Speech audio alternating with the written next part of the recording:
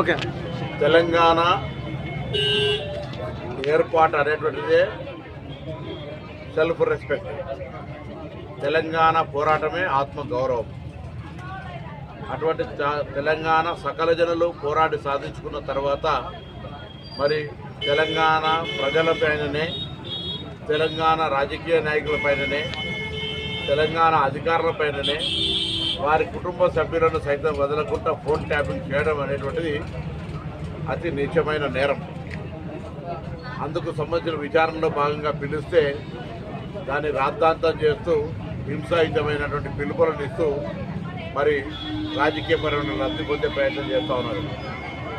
విచారణ జరిగితే అంత బాధపడితే మీరు కొందరి జీవితాల్లో అది రాజకీయంగా, ఆర్థికంగా, వ్యాపారకంగా, ఉద్యోగపరంగా, కుటుంబాల పరంగా వాళ్ళ సొంత ఏ రక్షణ స్వీకరించేది ఉంటుందో వాటిలోకి దొంగి చూసి మీరు ఆ డాటాను, ఆ సమాచారాన్ని దొంగిలించినటువంటి వ్యక్తులు వాటి తప్పకుండా చట్టం తరపతి చేసుకోబోతుంది.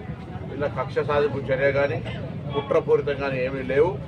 ఈరోజు వాటిని ఎదుర్కొని మీరు తప్పు చేయనట్టయితే తెలంగాణ ప్రజలకు మీరు తప్పు చేయాలని నిరూపించుకునే అవకాశం. విచారణ శిక్ష కాదు, విచారణ జరుగుతుంది. విచారణ జరిగినప్పుడు మీరు నిర్దిష్టతోనే నిరూపించుకోవాలని కోరుతాను తప్ప డైవర్షన్ పార్టీ చేసి అదేదో కక్ష సాధింపు ధోరణిగా ప్రచారం చేయడం మానుకోవాలని కోరుతున్నాను.